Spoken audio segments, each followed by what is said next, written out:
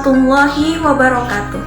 Saya Suci Armawati, mahasiswa Universitas Islam Riau, Fakultas Psikologi dengan NPM 238110105. Baiklah, saya di sini akan menjelaskan tentang suatu penyakit gangguan psikis.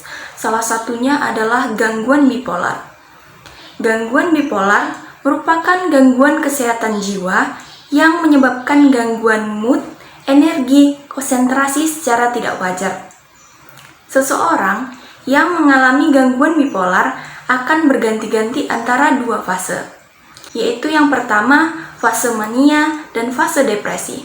Kedua fase ini bukan sekedar perubahan mood yang dialami oleh seseorang, karena fase-fase ini dapat berlangsung selama berhari-hari atau bahkan berbulan-bulan.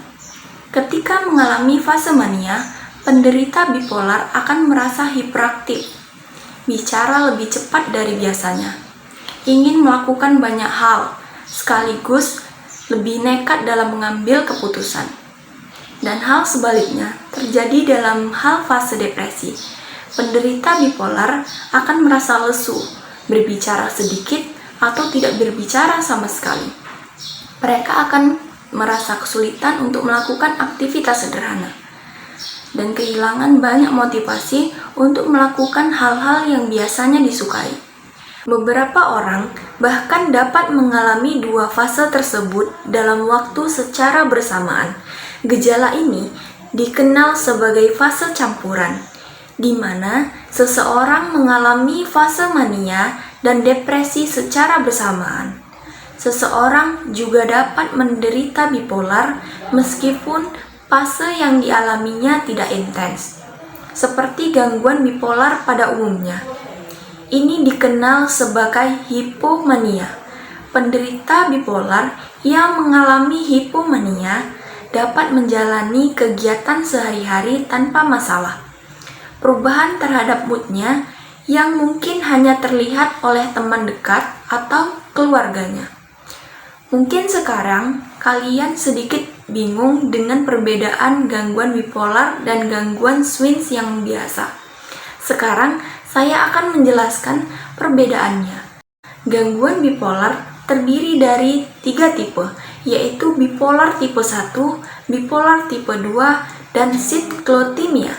Orang yang tidak terkena gangguan bipolar atau depresi, gangguan kejiwaan lainnya, kurang lebih moodnya naik turun. Suasana hati yang dapat dijelaskan dengan kejadian dan hidup tertentu. Sementara itu, seseorang yang depresi akan mengalami fase depresi yang sangat rendah. Seringkali terjadi tanpa alasan tertentu. Bipolar tipe 1 mengalami perubahan mood yang sangat kontras dengan fase mania yang berlangsung setidaknya 1 minggu dan fase depresi berlangsung setidaknya 2 minggu. Bipolar tipe 2 mengalami perubahan mood yang mirip tipe 1, namun pada fase hipomania berlangsung setidaknya selama 4 hari. Kemudian saya akan membahas tentang siklotimia.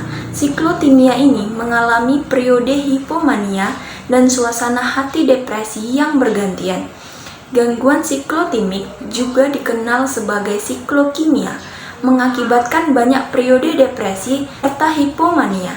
Gejalanya tidak cukup parah untuk menjadi episode berat depresi atau hipomani. Gejala harus berlangsung lebih dari 1 tahun pada anak dan lebih dari 2 tahun pada orang dewasa.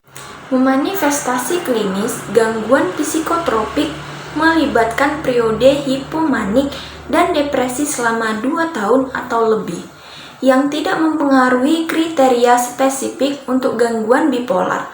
Setiap episode hanya berlangsung selama beberapa hari, dengan perjalanan penyakit yang tidak teratur dan tingkat keparahannya lebih ringan.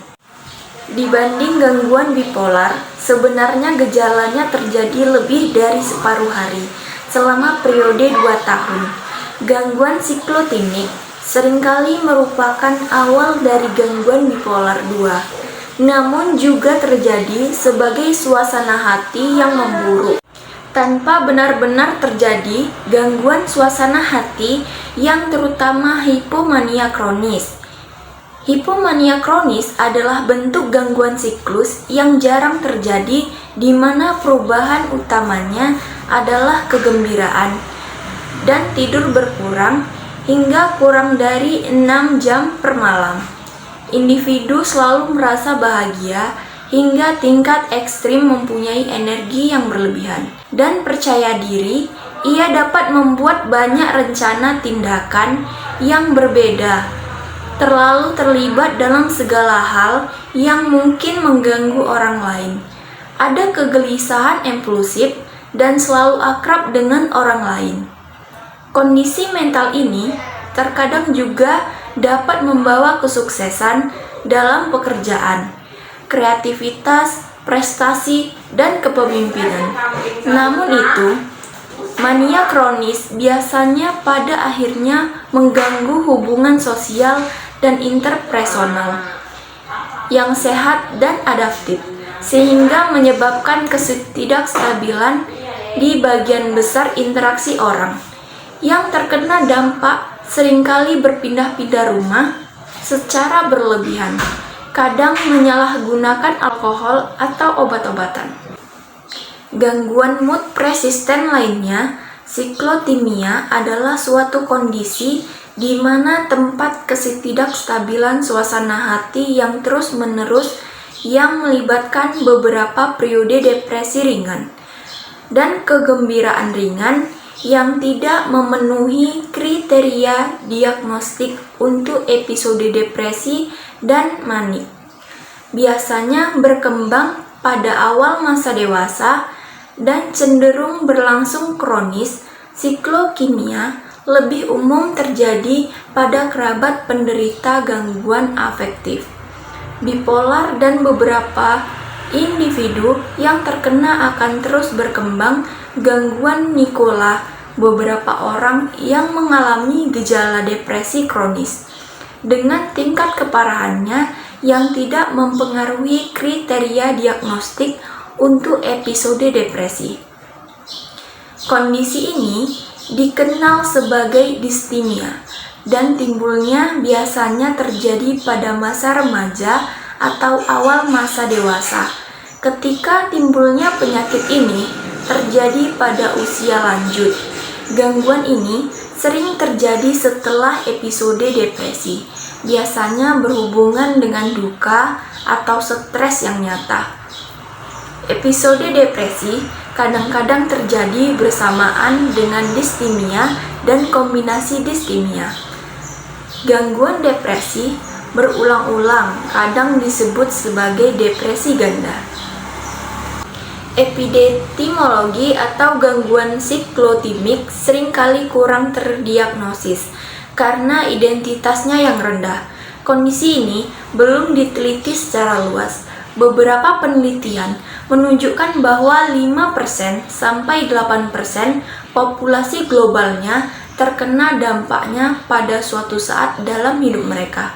Sementara penelitian lain menunjukkan hasil yang lebih rendah, antara 0,4% dan 2,5%. Distribusi gangguan ini pada laki-laki dan perempuan hampir sama. Namun, perempuan tampaknya lebih sering mencari pengobatan gangguan diagnosis. Pada sekitar 50% penderita depresi yang dievakuasi di fasilitas psikiatri rawat jalan. Tampaknya tiada kecenderungan ras atau etnis antara 20% sampai 50% orang dengan depresi, kecemasan, dan gangguan terkait juga menderita siklotimia. Siklotimia sering tidak dikenali oleh pasien atau dokter karena keringanan gejalanya, sulit untuk mengidentifikasi dan mengklarifikasinya. Kebanyakan pasien datang dengan depresi dan tidak menyadari bahwa keadaan hipomanik.